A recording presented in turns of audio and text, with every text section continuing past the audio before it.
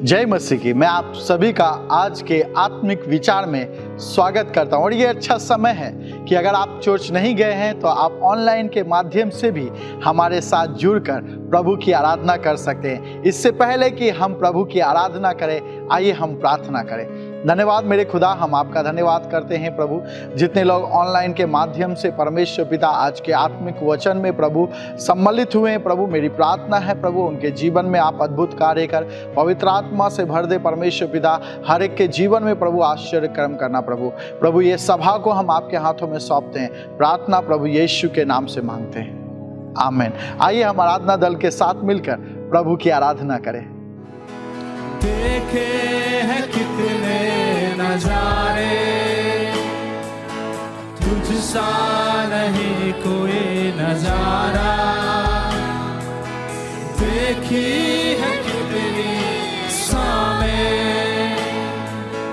पर ऐसा पल कहाँ जहाँ मेरी रूह तेरे रूह से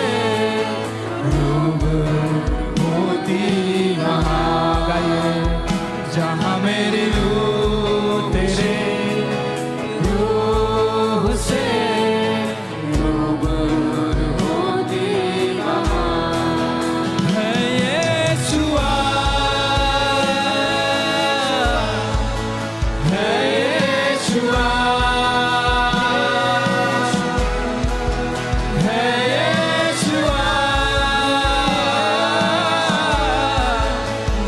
यीशुआ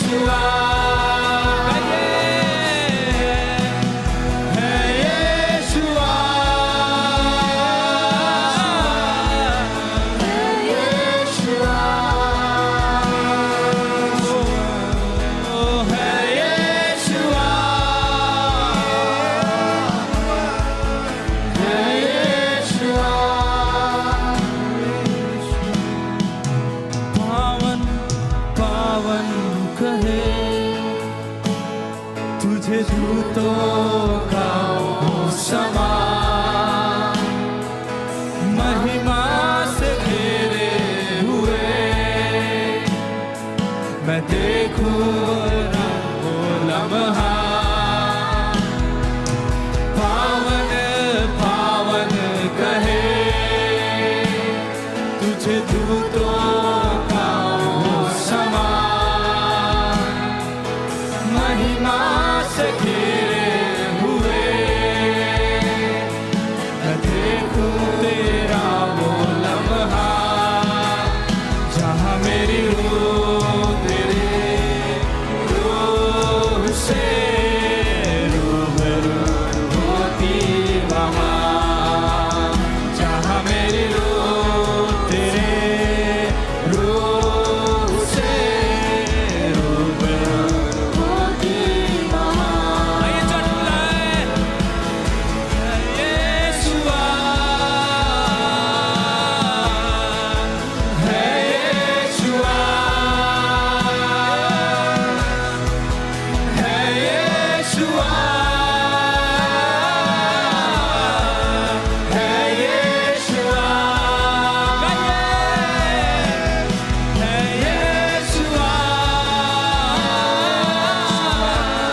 है, यीशुआ है, यीशुआ है, यीशुआ।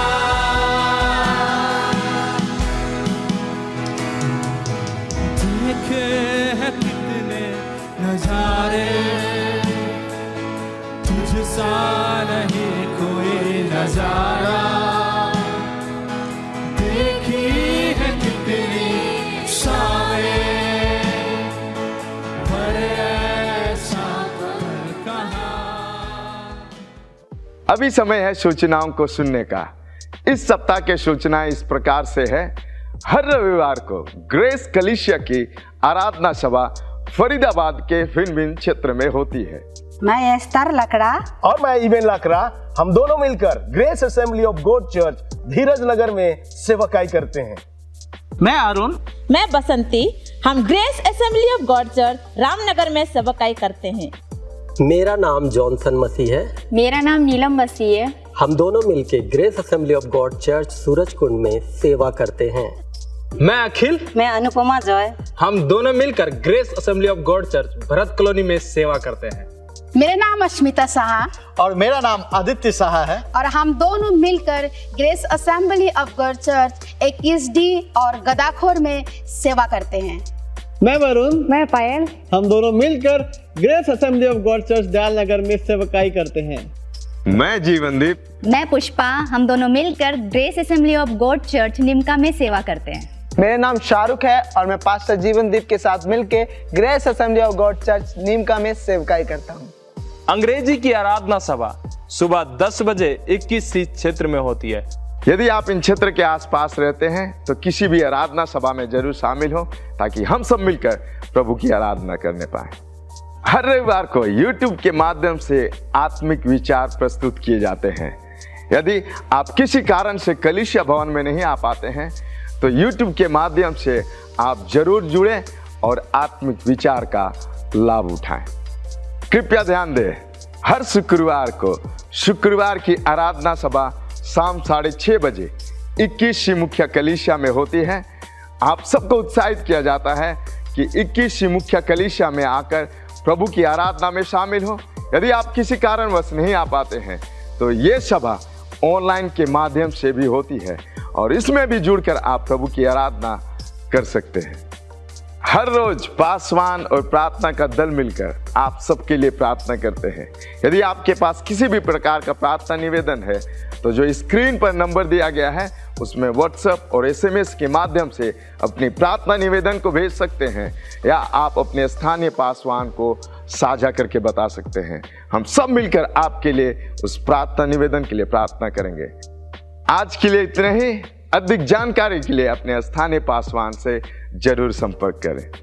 और ये समय है प्रभु को भेंट और दशमांश देने के लिए। अगर आप चर्च जाकर अपने भेंट और दशमांश को नहीं दे पाते हैं तो याद रखिए आप ऑनलाइन के माध्यम से भी अपने भेंट और दशमांश को दे सकते हैं। बाइबल बताती है देने वाले हर्ष से दे और उदारता से दे। जिस नाप से तुम नापते हो उसी नाप से तुम्हारे लिए भी नापा जाएगा। मैं आपको उत्साहित करता हूँ अपने भेंट और दशमांश आप परमेश्वर के भवन में जरूर दें, चाहे आप ऑनलाइन के माध्यम से दें या आप कलीसिया जाकर अपने भेंट और दशमांश को जरूर दें। आइए हम भेंट और दशमांश के लिए प्रार्थना करते हैं। खुदा हम आपका धन्यवाद करते हैं जितने लोग भेंट और दशमांश को दे रहे हैं प्रभु यीशु के नाम से उनके जीवन में प्रभु आप अपने आकाश के झरोकों को खोलकर अपरंपार आशीष की वर्षा कर इनके जीवन में प्रभु आप कार्य कर प्रभु संभाल सुरक्षा कर परमेश्वर पिता प्रभु इनके खत्ते हमेशा भरे रहने पाएं। प्रभु जितने लोग दे पा रहे हैं उनको आशीष दे, जो लोग नहीं दे पा रहे हैं उनको प्रभु भेंट और दशमांश देने में मदद कर परमेश्वर पिता। प्रभु मेरी प्रार्थना इस भेंट और दशमांश के वजह से प्रभु उनका परिवार उनका घराना परमेश्वर पिता आशीषित होने पाए। परमेश्वर धन्यवाद करते हैं। धन्यवाद के साथ प्रार्थना प्रभु यीशु के नाम से मांगते हैं, आमीन। कृपया ध्यान दें, आप अपने भेंट और दशमांश को ऑनलाइन के माध्यम से दे सकते हैं जैसे कि फोन पे, गूगल पे, पेटीएम, QR कोड को स्कैन करके और बैंक ट्रांसफर के माध्यम से भी आप अपने भेंट और दशमांश को दे सकते हैं। मैं इस समय परमेश्वर का धन्यवाद करता हूं जिसने हमें यह अवसर को दिया कि हम एक साथ मिलकर उसकी हुजूरी में बने रहें। और साथ ही साथ मैं आप सभी का भी धन्यवाद करता हूं कि आज आप इस आत्मिक विचार के माध्यम से हमारे साथ मिलकर परमेश्वर की उपस्थिति में बने हुए हैं। आज के इस समय में मैं आपको उत्साहित करना चाहूंगा कि हम अपने ध्यान को परमेश्वर की ओर लगाए रहें। हम जानते हैं और बाइबल बताती कि परमेश्वर हमारा सहायक है। प्रभु का वचन हमें सिखाती है कि परमेश्वर संकट के समय में अति सहज से मिलने वाला हमारा सहायक है। और इसी संदर्भ में मैं आपको उत्साहित करूंगा आज की सुबह में। और इस समय मैं आपके लिए एक वचन को पढ़ने जा रहा हूं और ये वचन पाया जाता है पहला शमूएल की पुस्तक उसका 7 अध्याय और उसका 12वां वचन। इस समय मैं आपके लिए परमेश्वर के वचन को पढ़ता हूं। इस समय कृपया ध्यान से सुने। तब शमूएल ने एक पत्थर लेकर मिश्पा और सेन के बीच में खड़ा किया और यह कहकर उसका नाम एबेनेजर रखा, यहां तक यहोवा ने हमारी सहायता की है। परमेश्वर का वचन हमें सिखाता है, शमूएल ने मिस्पा और सेन के बीच में एक पत्थर को रखा, जिसका जो उद्देश्य था, वो पत्थर का जो प्रतीक था, उसका मतलब यह है कि परमेश्वर हमारा सहायक है।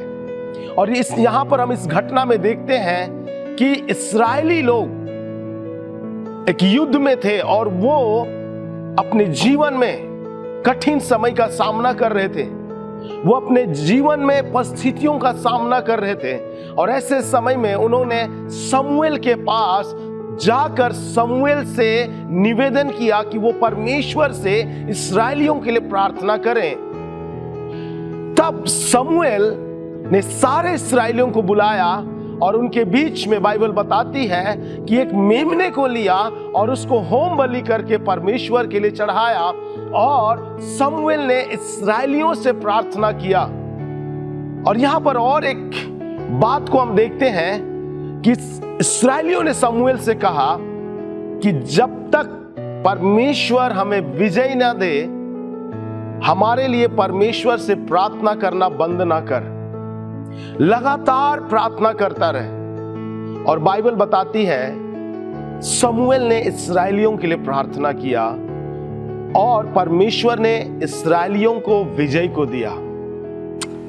और जब परमेश्वर ने विजय को दिया, बाइबल बताती है शमूएल मिस्पा और सेन के बीच में एक पत्थर को लेकर खड़ा किया और वो पत्थर इस बात का चिन्ह था, इस बात का प्रतीक था कि परमेश्वर हमारा सहायक है। शमूएल ने उस जगह का नाम एबेनेजर रखा। एबेनेजर का मतलब है परमेश्वर हमारा सहायक है, परमेश्वर हमारी सहायता करने वाला परमेश्वर है। मेरे प्रियो, आज इस समय मैं आपको उत्साहित करना चाहूंगा। क्या आप अपने जीवन में परिस्थितियों का सामना कर रहे हैं? क्या आप अपने जीवन में चुनौतियों का सामना कर रहे हैं? क्या आप संघर्ष कर रहे हैं? मैं आपको उत्साहित करना चाहूंगा, आप प्रार्थना करना बंद ना करें।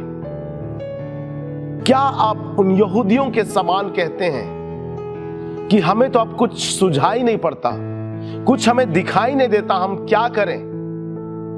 यहूदियों के विषय में बाइबल बताती है, दूसरा इतिहास की पुस्तक उसका 20 अध्याय में बाइबल बताती है कि वो प्रभु के पास गए और प्रभु से कहने लगे कि प्रभु, हमारी आंखें तो तेरी ओर लगी हुई है। शायद आज आप भी अपने जीवन की कठिन चुनौतियों और परिस्थितियों में जब आप संघर्ष कर रहे हैं, आप कहते हैं हमें कुछ भी दिखाई नहीं पड़ता, हमें कुछ भी सूझता नहीं है, केवल हमारी आंखें तो प्रभु तेरी ओर लगी हुई है। आइए हम प्रभु से कहें आज कि प्रभु, हमारी आंखें केवल तेरी ओर लगी हुई है। हमारी आंखें किसी और की ओर नहीं प्रभु, परंतु हमारी आंखें प्रभु तुझ सृष्टिकर्ता और तुझ छुड़ाने वाले परमेश्वर की ओर लगी हुई है, क्योंकि तू हमारा सहायक है परमेश्वर पिता, तू हमारी सहायता करने वाला परमेश्वर है। मेरे प्रियो, आइए हम इस समय अपनी आंखों को प्रभु की ओर लगाएं, उस प्रभु की ओर जो प्रभु हमारा सहायक है, जिसने इस्राएलियों की सहायता की, जिसने यहूदियों की सहायता की। वो परमेश्वर आपकी भी सहायता करेगा और आपकी प्रार्थना को सुनेगा और आपको छुटकारे को देगा। वो परमेश्वर आपको जय को देगा, क्योंकि वो परमेश्वर विजय को देने वाला हमारा सहायक परमेश्वर है। मैं आपको उत्साहित करना चाहूंगा, निरंतर प्रार्थना करें, प्रभु की ओर अपनी आंखों को लगाए रखें। परमेश्वर स्वर्ग से सुनकर आपकी प्रार्थनाओं को उत्तर देगा, आपको बढ़ाएगा, आपको आशीषित करेगा, क्योंकि उस परमेश्वर का यह वायदा है। मेरे प्रियो, मैं आशा करता हूं कि इस विचार के माध्यम से आप अपने जीवन में निरंतर प्रभु की उपस्थिति में बने रहेंगे और प्रभु से प्रार्थना करना बंद नहीं करेंगे, लगातार प्रभु से प्रार्थना करेंगे। प्रभु आप सबकी सहायता करे और प्रभु आप सबको आशीष दे। आइए हम प्रार्थना करें। परम प्रधान पवित्र परमेश्वर, हम आपके सम्मुख में आते हैं और तुझसे प्रार्थना करते हैं प्यारे प्रभु जी, जैसे तूने प्रभु समूएल की प्रार्थना को सुनी प्रभु जी, और इस्राएलियों के जीवन में प्रभु तूने जय को दिया प्रभु। तूने यहूदियों की प्रार्थना को सुनी प्रभु, उन यहूदियों की प्रभु जी जो कठिन समस्याओं से जूझ रहे थे प्रभु, चारों ओर युद्ध से घिरे हुए थे। ऐसे समय में प्रभु जब उनकी आंखें तेरी ओर लगी हुई थी, तूने उनकी सहायता किया प्रभु, और तूने उन्हें आजादी को दिया प्रभु। आज हम प्रार्थना करते हैं उन सब के लिए प्रभु जो इस आत्मिक विचार के माध्यम से इस विचार को सुन रहे हैं प्रभु, उनके हृदय से बाउल और बातचीत कर परमेश्वर पिता। प्रभु उनके जीवन में प्रभु तू कार्य कर, और प्रभु उनकी प्रार्थनाओं की ओर अपने वायदे के अनुसार कान लगा, और उनकी प्रार्थनाओं को सुनकर उत्तर को दे मेरे परमेश्वर। यदि वो किसी भी प्रकार से विचलित है, निराश है प्रभु, आप उन्हें अपने आनंद और अपनी सामर्थ्य से भरे, जिससे वो प्रभु तुझ में प्रतिदिन आगे बढ़ते जाएं और उनके जीवन के द्वारा तेरी महिमा हो। आपका धन्यवाद करते यीशु मसीह के नाम में मिलकर मांगते हैं, आमीन।